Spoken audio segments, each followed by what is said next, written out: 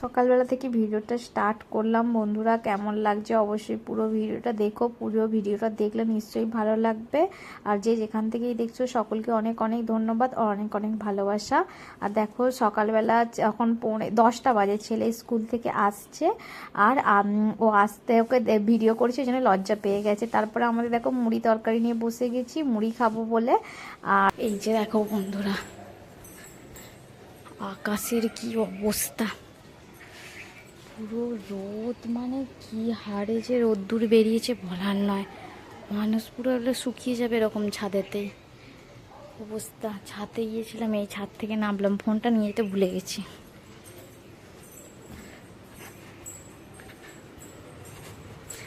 ফোনটা নিয়ে যেতে ভুলে গেছিলাম আর নিয়ে যেতে গেলে কি রোদ্দুরে যা অবস্থা, মানে ক্যামেরা কি করবো এরকম।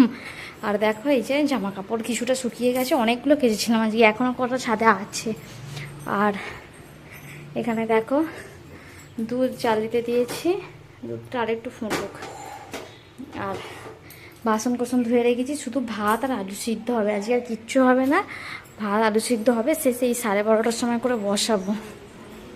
আর এখানে ছেলে কি করছে দেখো।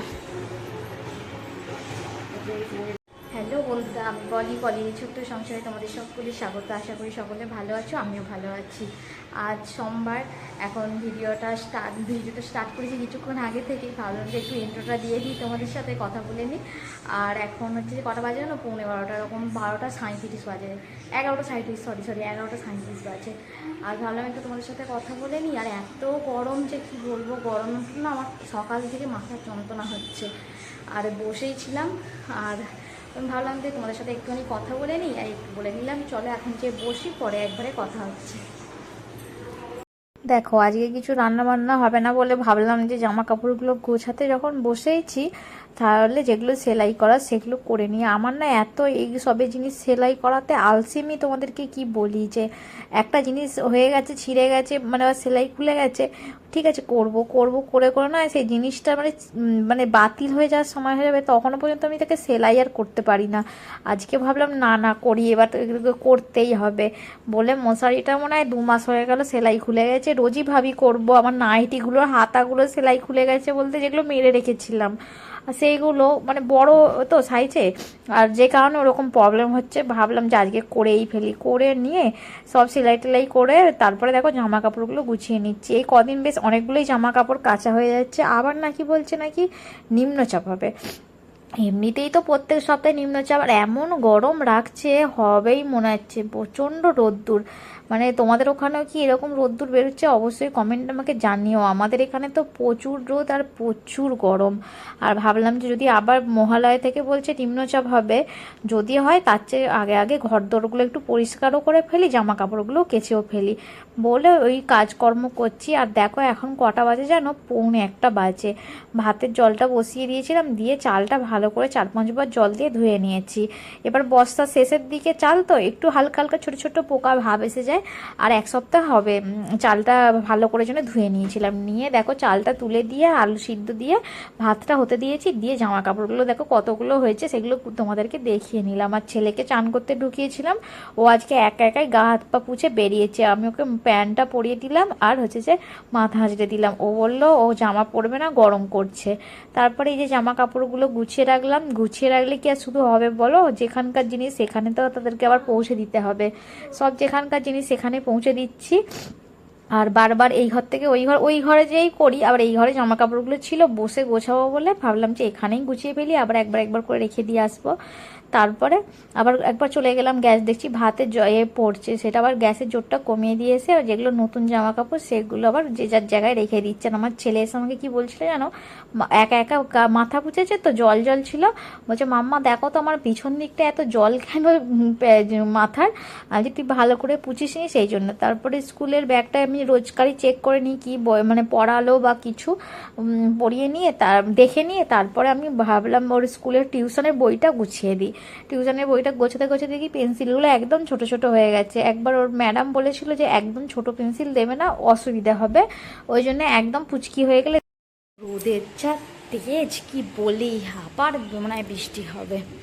দেখো শুধু তোমাদেরকে বারবার এই দিকটাই দেখাই, তোমরা হয়তো ভাবে একই জায়গা সবসময় দেখাচ্ছে, কি করবো বলো, আমার আর দেখানোর মতো সেরকম পজিশান নেই, সেই জন্য যেটা পারি সেটাই দেখাই। আমার বর বলে তুমি সবসময় একই জায়গায় দেখিও না, সবাই দেখবে না। কি করব বলো, আমার তো এইটুখানি তো 2টো কামরার রুম, আমি এখানে ছাড়া কোথায় দেখাই, আর দেখানোর মতো সেরকম কোনো পজিশানই নেই যে দেখাবো তোমাদেরকে বাইরেটা। আর এত রোদ মানে কি বলি, বলার ভাষা নেই, মানে মানুষকে ফেলে দিলে মানে মানুষ শুকিয়ে যাবে এরকম অবস্থা। আমি তো ভাত বসিয়ে দিয়েছি 1:20-25 এরকম বাজে, আর ভাতটা হলে ছেলেকে খাইয়ে দেবো, তারপরে আমার বর যখন আসবে তখন খাবো। আমি ওই জন্য আলু সিদ্ধ ভাত বসাই না, কেন জানো না, আলু সিদ্ধ ভাত বসালে কী হবে, গরম গরম খেলে তার টেস্ট আছে। আর আমার বর আসবে 3টের সময়, আর তখন না যতই দেরিতে বসাই, ছেলেটা তো তাড়াতাড়ি খাবে বলো, ছেলেটাকে তো 2টোর মধ্যে খাইয়ে দিতে হবে, ব্যাস ও আস্তে আস্তে সব ভাত ঠান্ডা হয়ে যায়। আমাদের তো একদমই অল্প ভাত, বড় না, যদি ঠান্ডা হয়ে যায় ভালো লাগে আলু সিদ্ধ ভাত খেতে। আর এই দেখো বদমাসটা কিরকম জোরে জোরে টিভি চালিয়ে রেখে দিয়েছে, ওকে তো চান করিয়ে ড্রেস টেস পরিয়ে দিয়েছি, ও আর গেঞ্জি টেঞ্জি কিছু পরবে না, বললো গরম হচ্ছে ওই জন্য পরবে না, ঠিক আছে। আর চলো পরে কথা হচ্ছে। দেখলেই তো গরমে কি অবস্থা। তারপরে দেখো ভাত বাড়তে বসে গেছি, আর এখানে করলাটা যে দেখাচ্ছি দেখো, বুঝতে পারিনি করলাটা সিদ্ধ বসিয়ে দিয়েছি, এর মধ্যে এত পোকাগুলো সিদ্ধ হয়ে গেছে। আমার তো দেখে গা ঘিন ঘিন করছে পুরো একবারে, সেটাই তোমাদেরকে দেখালাম, মানে বুঝতেই পারিনি। যাই হোক ভিতরটা ফাটাইনি সেই জন্যই, তাই না হলে কি হতো বলো তো, ভাতের মধ্যে সব চলে যেত। তারপরে খেয়ে দিয়ে শুয়ে পড়েছি, আলু সিদ্ধ ভাত গরম গরম বেশ পেট ভর্তি করে খেলাম আর শুয়ে পড়লাম। তারপরে ঘুম থেকে উঠেছি তখন 4:30, ঘুম ছাড়ছিল না। উঠে ওদেরকে চা আর আমার ছেলেকে দুধ দিয়ে তারপরে এই যে জলের বোতলগুলো সব ভর্তি করে নিলাম, নিয়ে এই যে নিচেটা একটু জল পড়েছিল মুছে দিলাম, দিয়ে এই যে বাইরে জামা কাপড়গুলো হালকা একটু ভিজেছিল ছাদ থেকে নিয়ে এসে রেখেছিলাম। আর ছাদে যা রোদ্দুর, মানুষকে দিয়ে দিলে মনে হয় শুকিয়ে যাবে, জামা কাপড় তো দূরের চাই, বেশিক্ষণের জন্য রাখিনি, নিয়ে সব ব্যালকনিতে দিয়েছিলাম। এগুলো এখন দেখছি শুকিয়ে গেছে, আমি ভালো করে সব গুছিয়ে নিয়েছি। আর আমার বরকে চা করে দিয়েছি 1 ঘন্টা আগে, শুয়েই আছে, ও বলছে নাকি ঘুম ছাড়ছেই না। আজকে সত্যি আমারও একই অবস্থা, ঘুম আর ছাড়ছিল না।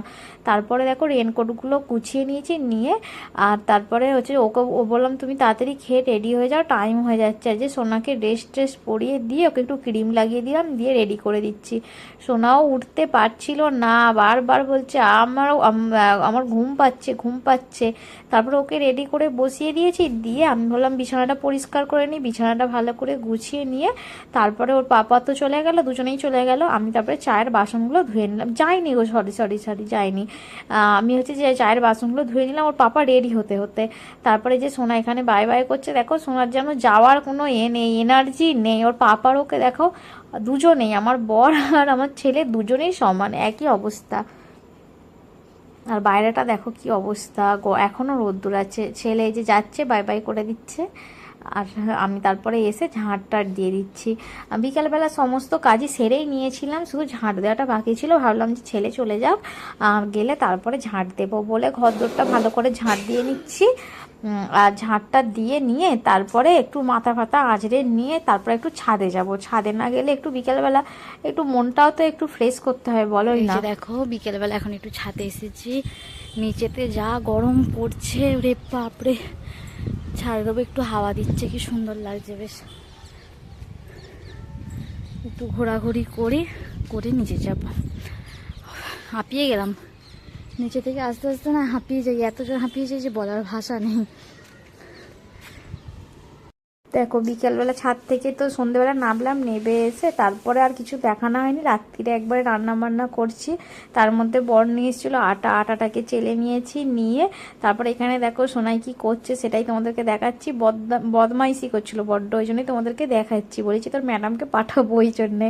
আর দেখো একটা বিম কড়াই আলুর তরকারি করে নিয়েছি বরের জন্য, তেল একদম নামমাত্র দিয়ে, পনিরটা ছিল বলে এই পেঁয়াজ একটু টমেটো আদা রসুন সব দিয়ে, লঙ্কার গুঁড়ো হলুদের গুঁড়ো একটু টমেটো কেচাপ দিয়ে এবার পনিরটা দিয়ে ভালো করে কষিয়ে নিয়ে ব্যাস ধনে পাতা দিয়ে দেবো, দিয়ে নামিয়ে নেবো, ব্যাস হয়ে গেল পনিরের তরকারিটা।